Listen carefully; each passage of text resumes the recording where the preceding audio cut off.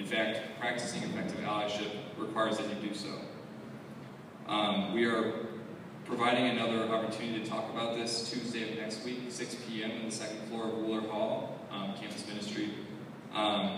We'd like to hear your feedback, your questions, your concerns, so we hope that all of you will be able to attend that as well. Before I stop talking for good, let me introduce tonight's panelists. On the far end, we have Amber Knight, a professor of political science and women and gender studies. Then we have Connor Richardson, a junior in the American Studies Department and a member of the Greek community. Continuing, we have Luis Gray, a program coordinator with the Cross-Cultural Center. And then we have Demetrius Dixon, a group facilitator and prevention educator with Safe Connections, which is a local organization that works to prevent all forms of domestic and sexual violence. And finally, we have Chloe Owens, who's a senior in the School of Social Work. Cool. And then finally this time, we have Dr. Jonathan Smith, who's a professor of African American Studies. And then we also have our moderator for this event, Jessica Park, who is art and women and gender studies. Art and communication. All right.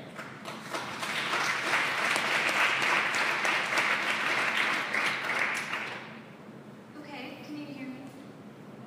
Loud? Okay, thanks. Tonight we are going to be talking about male privilege, as I pointed out. I want to thank you all again for coming, and before I'm the moderator for the event, so let's get started.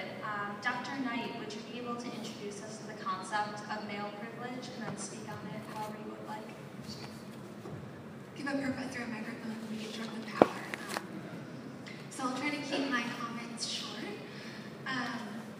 So thank you so much for this opportunity to talk about this really important topic. I'm really grateful to be a part of the conversation. And so I want to address the question of what is privilege, and also kind of try to tackle the question of why don't members of dominant groups sometimes recognize their privilege? What are the barriers to that recognition? And in my work in women's and gender studies and political science, scholars use the language of asset, right? Privilege is an asset, a favored state, an unearned advantage, right? Something that allows people to overpower certain groups through conferred dominance, right? So that's the jargon, the academic jargon that we use. When I think about it, I think that when someone has privilege, he or she is in a favored state, which is often conferred by the luck of birthright into a system that's rigged in his or her favor, right? So I like to think about it in terms of a rigged game. So it's really important to consider when we're talking about privilege that we inherit our political institutions. Sounds pretty straightforward, right? Historically we've made collective decisions about who gets to call the shots, right? Who deserves rights and the benefits of group membership, who gets to make the rules about how our institutions work. And these decisions have led to concentrations of power, right? Across lines of gender, race, class, sexuality, ability, disability, and so on. And so, for example, one privilege I have is the privilege of living in an advanced industrialized society. And I didn't deserve my favorable starting position in life. I just happened to be born to parents who lived here. But as a result, right, I have more access to things like clean water, vaccination programs, sanitation systems, decent living and working conditions, right? And a lot of people who are members of the Global South don't have access, right, to these resources and opportunities. These things fell into my lap, right? These are benefits that I have and not rights that all people have. And, when we think about the history, obviously I can't give you a lecture on, international relations and colonialism and why we have these benefits. But you can think about things like slavery, unfair trade agreements, the corporate exploitation of natural resources, right? These decisions produced and perpetuated inegalitarian relations. And so I might not have had a hand in any of these decisions. As people like to say when they don't want to take responsibility for privilege, like, I didn't own slaves, right? But that doesn't mean that I'm not enjoying the spoils of that system, talk about male privilege, I talk about it in my classes. I teach Introduction to Women's and Gender Studies, which you should totally take if you haven't done so. That's my plug. Shameless self-promotion. You know, when I teach that class and I talk about male privilege, sometimes my students act like I'm describing men sitting around twisting their mustaches, like hatching plans to ruin women's lives. As if I'm attributing some sort of malintent or sinister intention. And as the example I just gave you about my privilege in the global north, right, like, you don't have to go out of your way, right, to oppress a group to be a member of a privileged group, right? And so, you know, I know that some men, in fact, didn't ask for their favorable starting position in life, right? But that doesn't mean they weren't born into a rigged game in their favor. And in my women's and gender studies classes, it's interesting because men and women in the classes are usually able to see how sexism puts women at a disadvantage. So we talk about things like the wage gap, the underrepresentation of women in Congress. We talk about sexual assault and domestic violence. But there's another side to that coin, right? That sexism puts men at an advantage, and for some reason that seems to be a little more difficult to grasp. So why? I think Dr. Michael Kimmel offers us some answers here. He says that there's a disconnect between men's aggregate power and men's individual experiences of feeling empowered or disempowered. And so at the aggregate level, we see that when there's a concentration of power, men are the ones most likely to have it. When we look at our religious institutions, our legislatures, our boardrooms, the gender composition of those spaces, that they don't lie, right, when we look at the statistics. But at the individual level, oftentimes men don't feel powerful in their day-to-day lives. In fact, most men spend their days doing what other men tell them to do, whether it's their boss, their ranking military officer, their priest, etc. So sometimes this disconnect can create confusion because when I ask an individual student to give up his male power and renounce it, I get this really blanket defensive stare. Like, what power? What are you talking about? Right? I don't feel like a particularly powerful individual. And so in many ways, I think feminists have done the hard work of explaining the relationship between men's aggregate power, right, and their individual power, or feelings of empowerment or lack thereof. I also think one of the reasons that members of dominant groups don't recognize their privilege is because it's their status quo. It's the way that they've always operated. It's kind of like that adage that the fish are the last to discover the ocean, right? They've just been swimming in it their whole lives, and they can't step back and really look at it for what it is. Now that said, right, after consciousness raising, I think people do become aware. And so what are they supposed to do about it, right? How are they supposed to be allies? I think it's important to note that men have been a part of the struggle against sexism throughout history. I can think of Frederick Douglass, John Stuart Mill, W.E.B. Du Bois, John Dewey. They were all deeply, see, able-bodied privilege, you'd be able to have two hands to hold on to this bad boy. All right. There's my spot. So all these men were deeply disturbed by gender inequality. And they worked really hard to reform it. And so I think it's important for us to remember that there's a really rich legacy of men's activism in feminist movements that we can draw from. And there are kind of three things from these authors that I can identify, and then I'll wrap up my comments. So when they talk about being a good ally as men in feminist struggles, the first is that they say, and a good ally acknowledges that allies are necessary, but not central elements of revolutionary struggle, right? So like Carly Simon said, the song ain't about you. You can't take over, right? So no mansplaining is, I think, rule number one. The second is that being a good ally involves a lot of listening. And that sounds really cliche, but I don't think you can learn about someone with a different social status unless you're really willing to listen to their life experience. So for example, I had a student who was taking one of my classes who didn't realize that it was a privilege to be able to walk around at night not worried about sexual assault by himself. And he had a partner who was a woman, And it had never occurred to him that she didn't have equal access, right, to this ability. And they got in a big fight one day, some sort of relationship squabble, and they didn't have cars and they needed to like cool it. And so he said he just went for a walk. He just needed to relax. And he said he went like 2 or 3 blocks and realized that she wouldn't be able to go outside like that, and that she was probably also really frustrated after their fight. So he went back home. He thought about what he had learned in our class, and he went back home and he said he found her outside in the backyard caging like a tiger, or walking like a caged tiger in the backyard because she was so frustrated that she was really nervous to go for a walk and blow off steam, right? And he realized right then that he needed, they dropped their fight or whatever they were squabbling about, and they really talked about her experience, right, of feeling like she couldn't just go for a walk in the night to blow off steam, right, that she had to walk around like a caged tiger in the backyard. All right, so that's the second point, lots of listening. And then the last point is that good allyship involves using your privilege, I think, as a man to have conversations with other men. I think men are in a unique position to describe to other men what they stand to gain by feminism and by joining feminist movements, and that they can use their privilege in that way. Hello? Thank you, Dr. Knight. Now could Louis Gray talk about some of your experiences with understanding male privilege? Sure.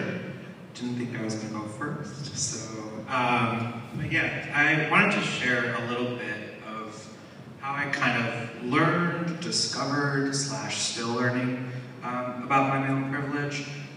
So I feel like I got pretty late to the game when it came to understanding. It was really in my first semester of graduate school, which was like 2 years ago, that I was having a conversation with a friend about something in regards to pop culture, and she had talked to me about male privilege. And I remember hearing it, and just being the naturally inquisitive person I am, kind of asked her about it, what it was, because it's kind of what we just heard. I didn't know that I had this privilege, this power. And I had an understanding that because I was identified as queer and also a person of color, that I had some understanding of how the world had faulted me. And that was kind of how I understood my experiences up to that point, was that I was faulted, not having the language to describe my oppression. But I never really understood how I had the privilege as a male. Like, I've never thought about it before. And really, for me, having this conversation with a friend was kind of more of an awakening. I never felt angry or felt that I was told a lie. It was really just kind of like, you know, what power do I have? You know, I hold these 2 other marginalized, oppressed identities, and I think for me, up to that point, and especially in graduate school, I was just focused on, this is how I'm oppressed in this structure, never really thinking of how much power I do have. And I remember just asking her questions, like questions upon questions about questions, like, what did this mean? And she was a women and gender studies major, and so I would always constantly pick her brain. And I think where I got to a point of knowing that I needed to educate myself, knowing that I couldn't solely rely on her to educate for me, that I had to do some of the research on my own. And, you know, a resource that I found greatly, and still do to this day when I have questions about anything, is just going on Tumblr and just typing in stuff and reading it, and kind of getting into this space of just asking a lot of questions. And like I said, I'm a naturally inquisitive person, so I wanted to know more. And for me, so that's kind of like how I came to understand and know my male privilege. And when I was in graduate school, I wanted to learn more about my male privilege, but I also kind of came to better understand my queer identity a little bit more too. And as I became more aware of my queer identity and again gained this greater understanding of my male privilege, these different instances popped up in my head from college. And I'm a big story sharer, so I'm sorry if most of my stuff is more focused on stories. And I remembered specifically just different instances where I felt that I had I don't know if this is the best terminology. Like I said, I'm still learning, so you know, there's better ways to describe what I'm about to say, like please let me know. But where I felt like I had played up my queer identity, but also exercised my male privilege. Like I remember when I was first starting to come out, you know, I would kind of be like, gross, ew, vaginas, like women's anatomy, like get that away from me. And back then I was just like, oh, it's just like a harmless joke. Like I see gay guys saying that stuff all the time.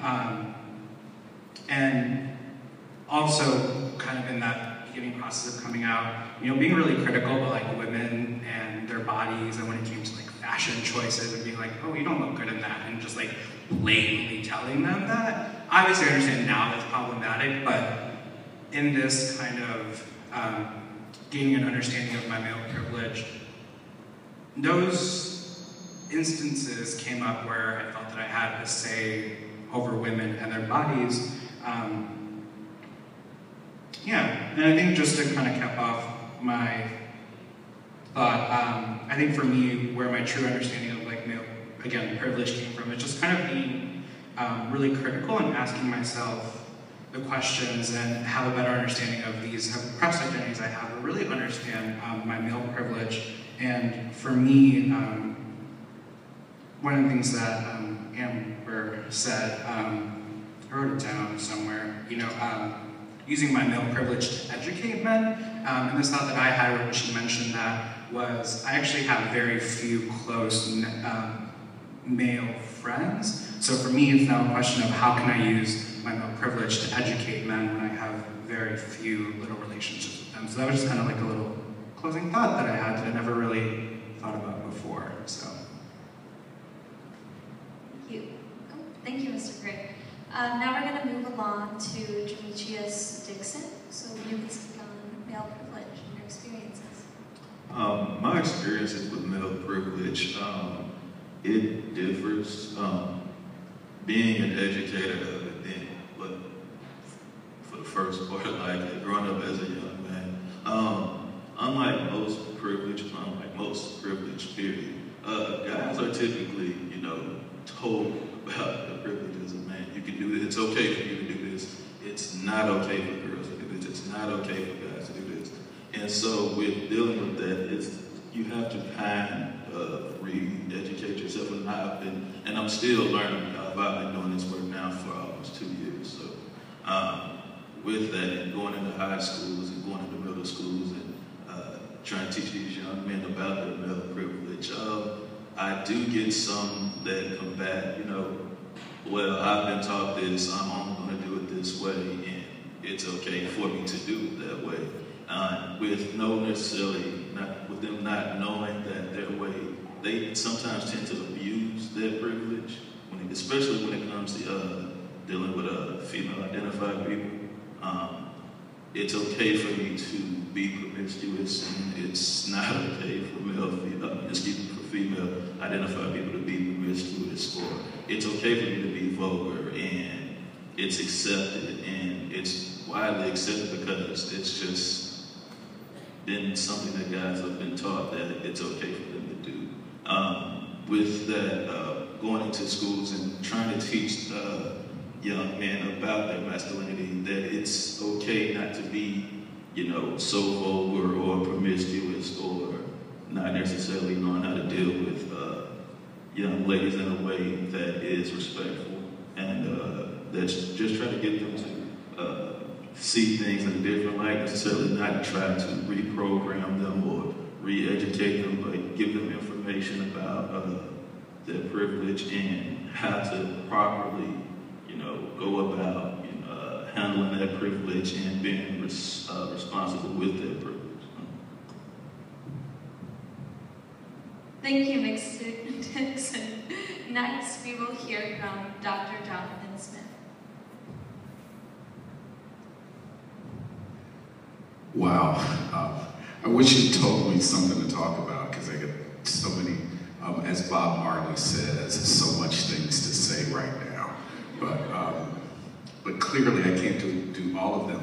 And I think maybe the place I'd like to start, because we've just been talking about male privilege without, you know, complicating it at all, is to actually get us to think that gender is not constructed the same way for everybody in every socially constructed identity. So that whatever gender is, I think there are ways we talk about it. And I think the way our discussion is tending now,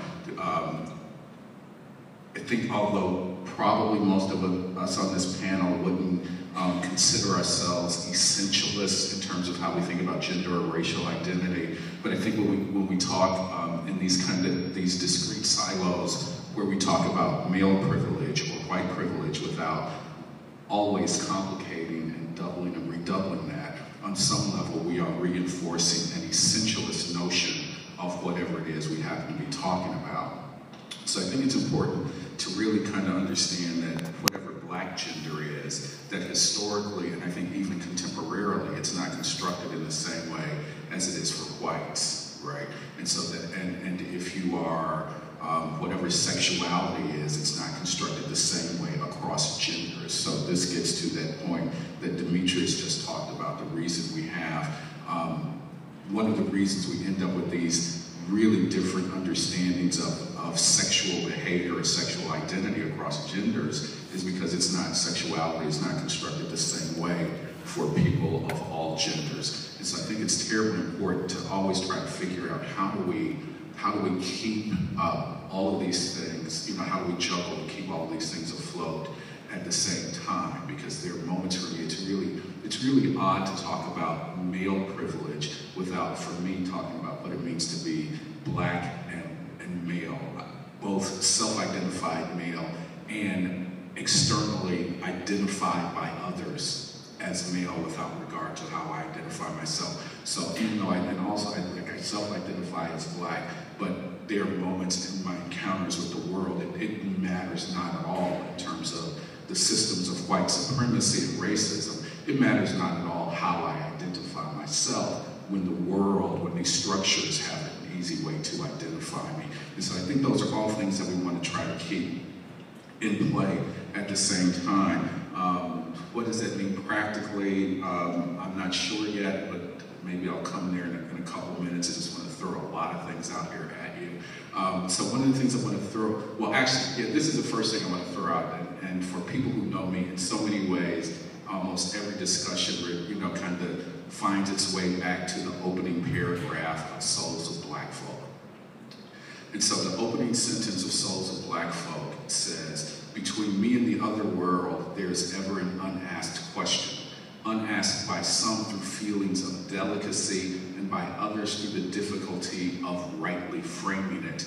Nevertheless, all flutter around it."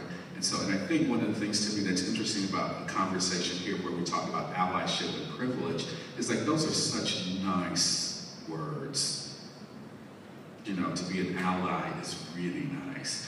To have privilege, until very recently, it's not been an insult, right? It's like, it's like no one has ever struggled to be underprivileged. So if someone said you had a privilege, for most of my life, I've been almost always able to recognize where I've had a privilege to do something, and it's never been difficult for me to figure out where I actually have privilege or where I don't have privilege. But there's such nice, sanitary, polite words that actually move us away from discussions of patriarchy, sexism, racism, white supremacy, homophobia, transphobia, and away from all of those words that are the real issue.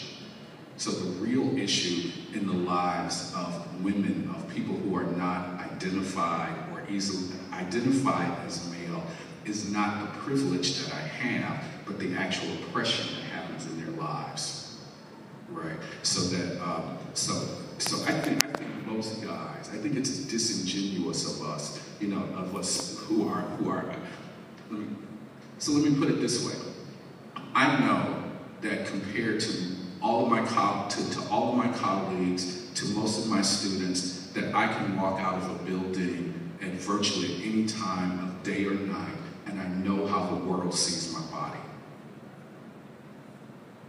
I know what it is that people see. People see a big black dude with dreads. And when people see a big black dude with dreads at night, y'all give me space. I know that, y'all know that. And so on some level, it's disingenuous of us to pretend that we don't know the things that we know from our own lived experience. And I know, and I use that. That means for me that I can stay later at work. Even though my colleague Cheryl is probably a whole lot tougher. You probably rather scrap with me than right. And Cheryl know I ain't lying about this, right? Because it's this is right. And so in those moments, that's a way of understanding that there are things that go on in terms of self-identification, but that the real structures of how patriarchy, racism, all that stuff works. So I know that when I walk out and people see my body, it's about gender, it's about perceived sexuality, and it's about perceived racial identity. And there's this weird kind of way that participates in a power structure. And I hesitate to call that privilege, right?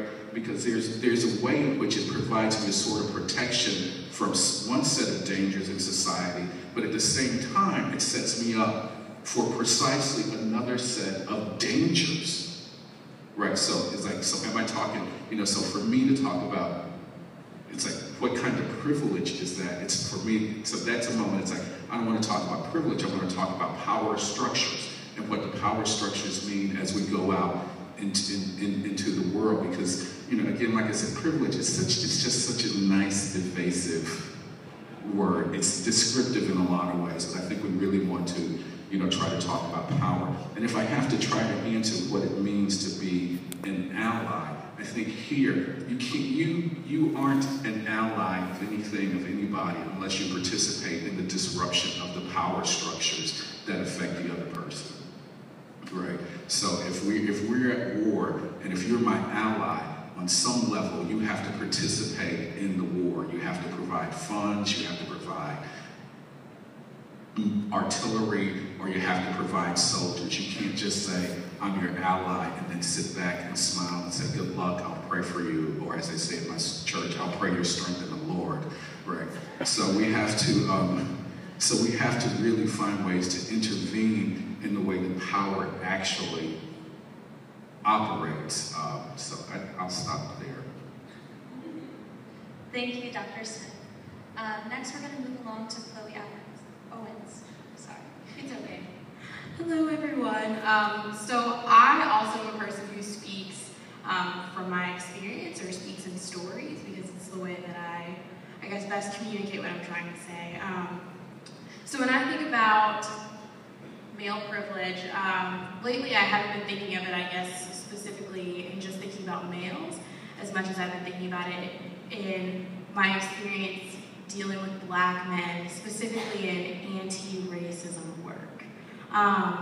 So first, I just kind of want to think about, or have you guys think about, this dichotomy between one aspect of your identity being something that we call oppressed, versus the other having to identify with the oppressor.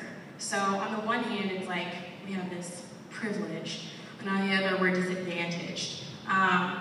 And how it can be easier to see the things, or the areas in which you are disadvantaged, and be harder to see the areas in which you are privileged. And then within that, of course, the complication of how those two interact with each other. So how that actually presents as privilege, and how, as Dr. Smith was saying, it can be great in some ways and protect you in some ways, but in other ways can also, on the other hand, cause more trouble for you in that.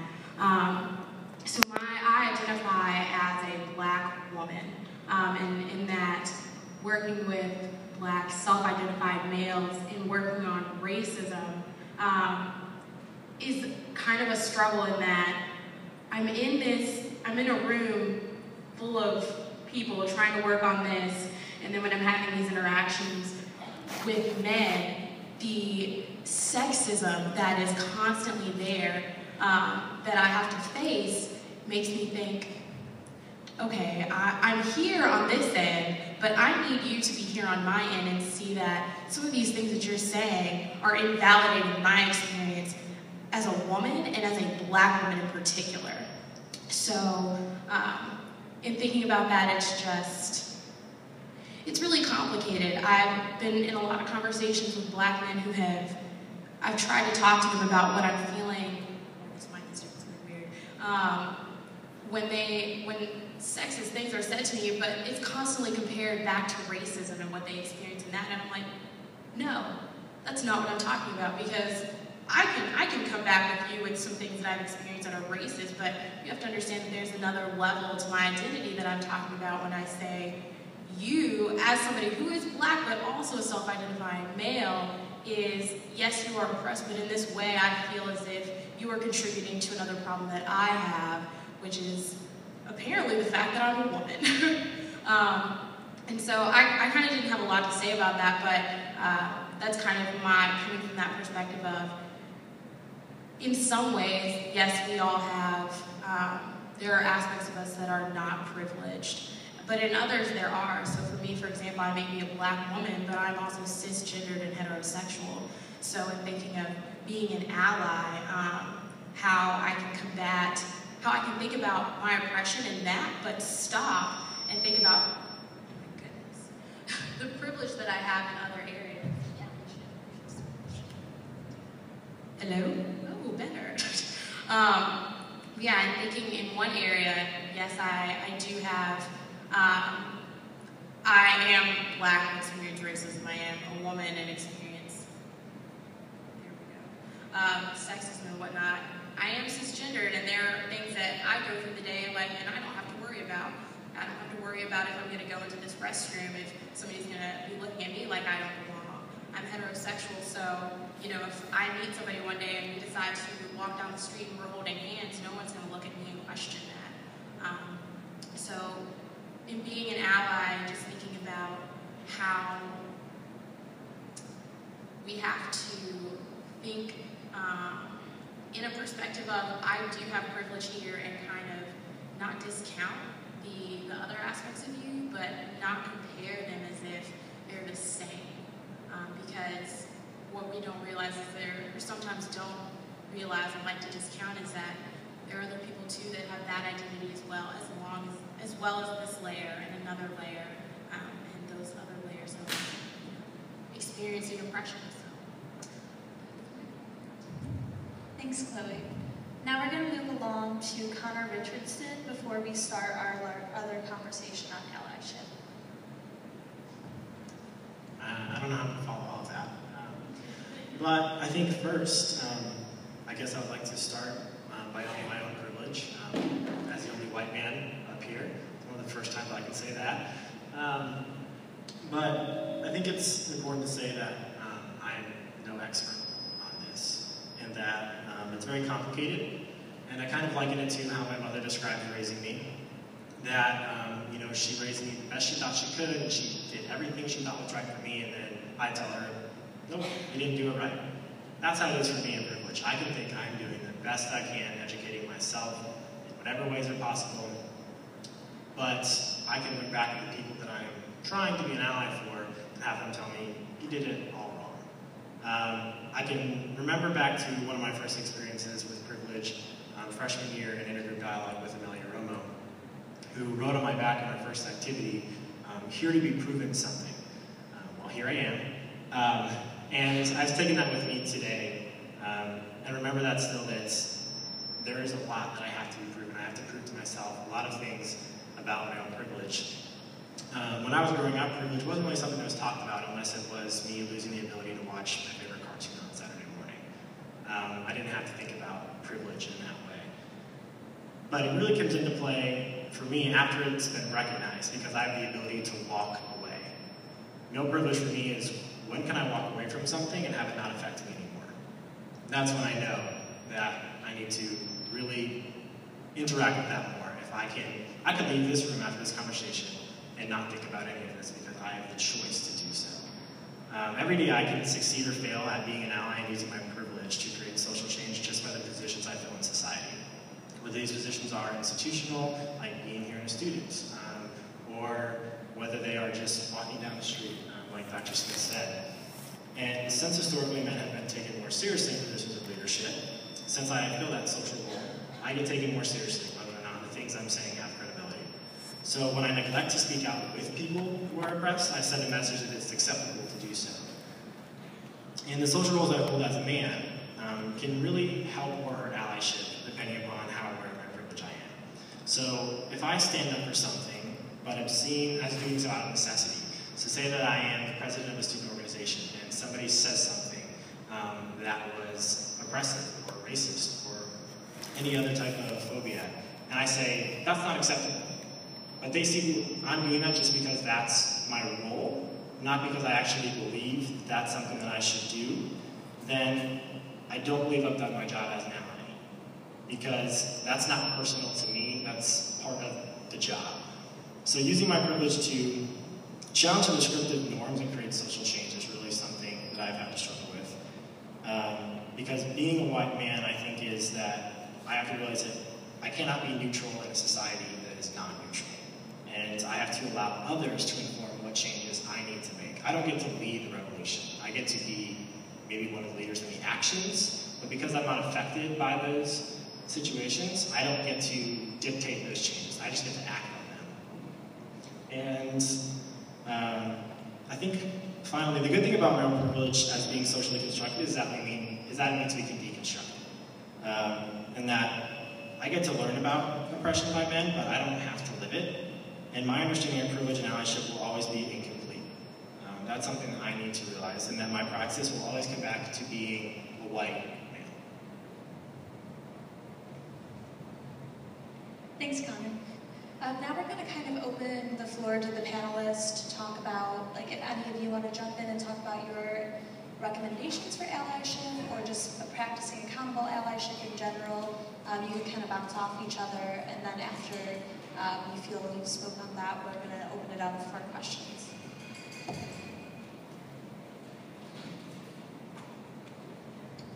All right, I have a mic, so I will say something.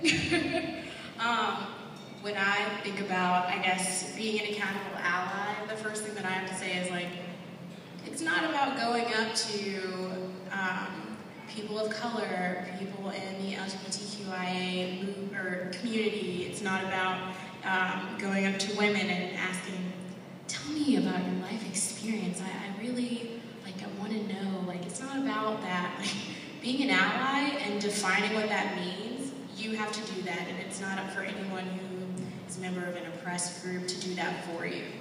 There's this thing called the internet that we can get on and discover so many, things of information. There's the library. You can go and read and experience and gain knowledge, but that's up for you to do. It's not somebody thrusting this knowledge upon you. It's going out and accessing that yourself. And being an ally, just remembering that, especially when we're, talking about, the intersection of the different aspects of your identity, still recognizing that in some way, by not recognizing those forms of privilege that you do have, you are still contributing to a problem, regardless of the problems that you have. Like, it's not, being an ally is not an exclusive thing. Like, I can be an ally and do anti-racism work, but I'm not going to do anything about sexism or homophobia or transphobia or you said white supremacy, but whatever. They're all connected, and you don't get to pick and choose what you will and will not work on, what you will and will not do. That's not how allyship, in my mind, accountable allyship does not work. It cannot work like that. This system that is oppressing groups is oppressing all of them, and that's one system. It's not divvied out, and we can work on this today, and then we can save that for next week. So that's my comment. I'll quibble just a little bit with you, Chloe. And again, this for me gets back to the W.B. Du Bois about the unasked question. I think that there is some way in which our overly essentialized notions of our constructed identities have put us in a position where we are too afraid to ask each other, how does it feel to be you? I mean, to ask it, and not in some disingenuous way. Because in that opening paragraph of Souls of Black Folk, Du Bois says, people don't ask it sometimes because they don't want to offend, and it's like, and I think I've encountered far too many white people who are afraid to ask or say certain things, not because they are overtly white supremacists or anything, but because they don't want to offend. It's like, they look and like, I can't ask this question because I don't know whether to say African American or black, or, and then we end up in these spaces of silence because we then flutter around questions. Instead of asking questions, we make statements.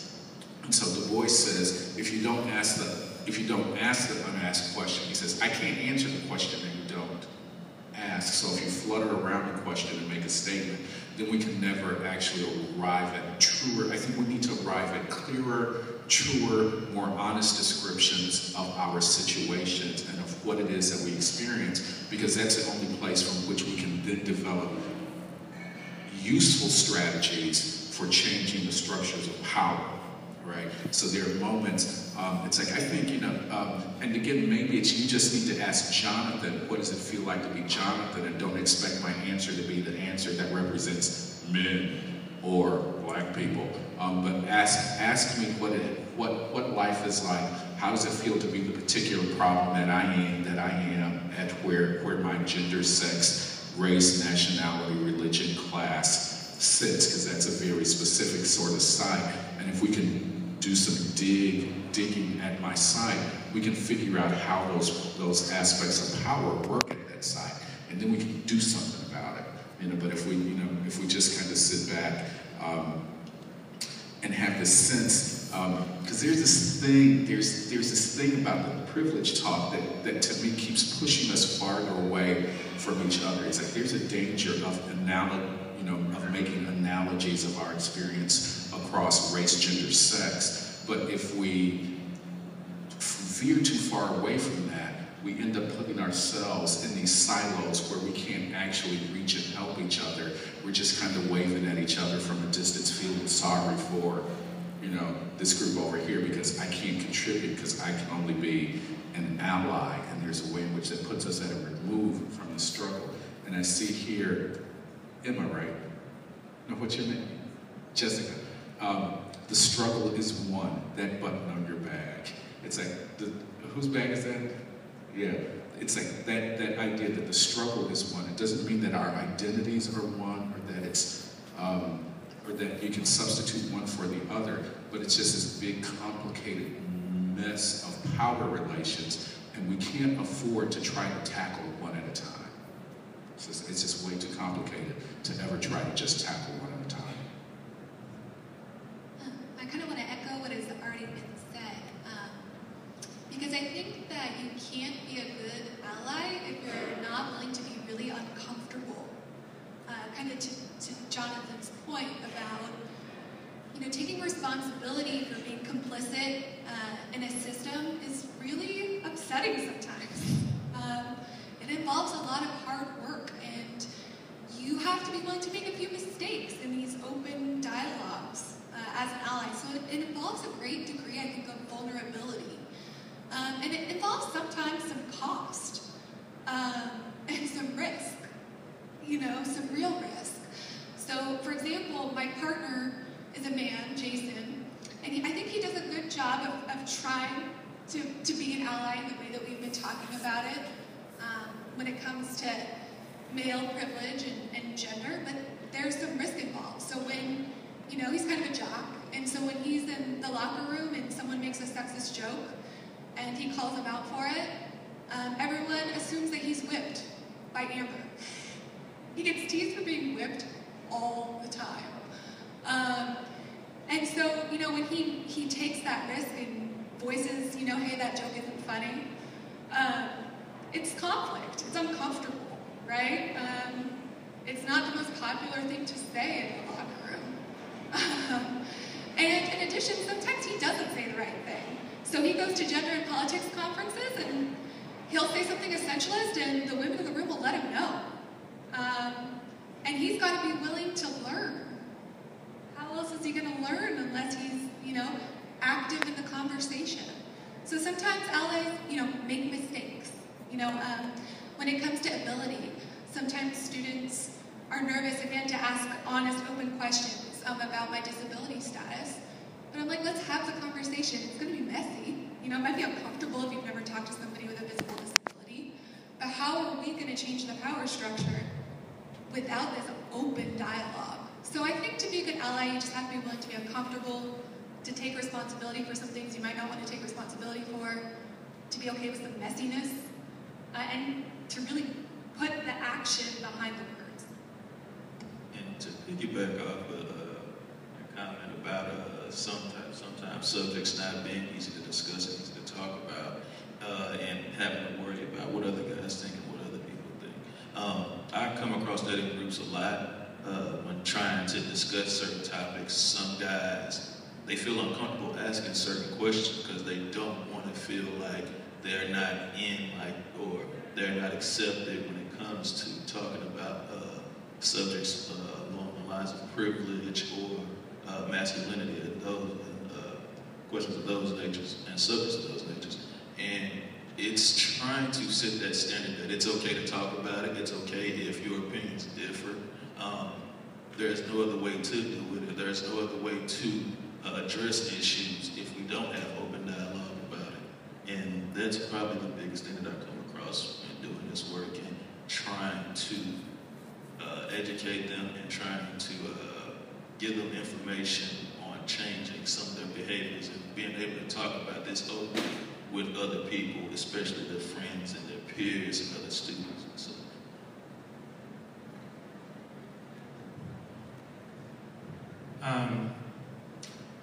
Who knows the Magic School Bus? Do you remember that show? Wasn't it Miss Frizzle, like, make mistakes, get messy or something like that? It was like her little tagline, so that's what I thought of with what Amber said. I think for me, accountable allyship means holding myself accountable and having other people hold me accountable. So what I mean by holding myself accountable is we're all busy. That's the reality of my work. That's the reality of student life here. But that doesn't mean that gives me some excuse to like not be educated and take some time to really understand different communities. And I think for me, it's really getting out of like, I hold these oppressed identities, like let's just focus on my own oppression. Like no, like understand, go beyond myself. I don't know, like it's not the time to be selfish. And I think for me as an introspective person, as I said before, like I really like to think, and how I relate to things is kind of thinking about my own experiences. But again, it's not allowing busyness to prevent me from trying to educate myself. And then also just letting others know that it's okay to hold me accountable and it's okay to like call me out on stuff, you know. I like to operate, you know, if I'm ever in conversation or trying to establish like a safe space or a brave space, like letting people know the ouch rule, you know, if something gets said, you can just say ouch and then we can come back to it. But I also have to remember that in having others hold me accountable, it's not up to those people to educate me. They shouldn't have to educate me. Like again, I should take it upon myself to use the internet, as Chloe talked about, to give myself that knowledge. And for me, the other big thing that I learned is no matter what my intent, I can never deny the impact that my words will have, and knowing that and kind of accepting that. I don't know. I guess it's just like maintaining like a really open heart is how I look with accountable allyship, and just hearing and receiving and critically asking. I think Connor touched upon something like being able to walk away. Whenever I have those inclinations, like no, be present, ground myself, ask those really, really tough questions. And if I don't have any answers, then that's okay. You know, again, maybe the internet will be able to help me out, but you know, don't just walk away, as a Kelly Clarkson song would say.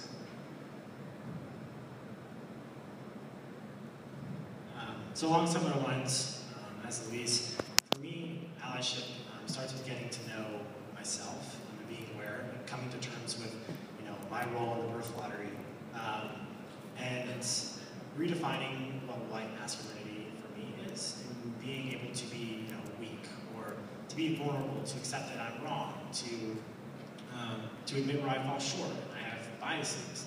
I need to give up power and hand over the control.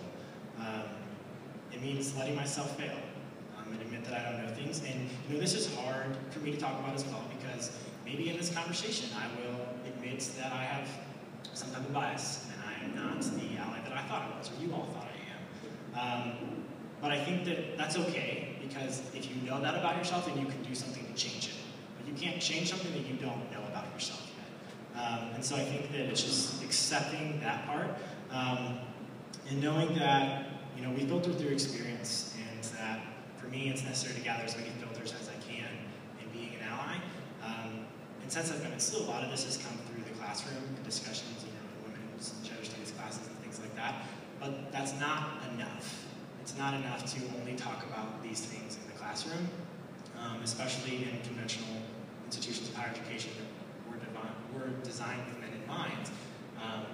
You know, I have to go to people and to talk about these issues firsthand, because there are some dangers of being a scholarly ally. You know, using language that is not, you know, encompassing of all different types of people. And I think personally, a lot of challenges come through being an ally with people who are closest to me. You know, it's easy, you know, like I said, to be an ally at times when that's your role, to stand up and say, hey, you know, don't say that. When it's your friends, you're sitting around on a Friday night talking, like, that's when it's hard, for me at least, to be an ally. To call somebody out, like Amber said, to risk being, you know, called one name or the other. But along with that, I think avoiding wanting to be, wanting to prove allyship. You know, say something like, look, like I'm a feminist. Come on. Like, you shouldn't have to claim what you are to be that. You should be able to be seen that just by your actions. And I think, lastly, it's about being aware of what we do when no one's watching. If I'm walking down the street, you know, on any given morning, and I have my headphones in, and I pass a man on the street who is black, did I cross the other side of the street? Was my phone out? Did I put it in my pocket when I walked by him?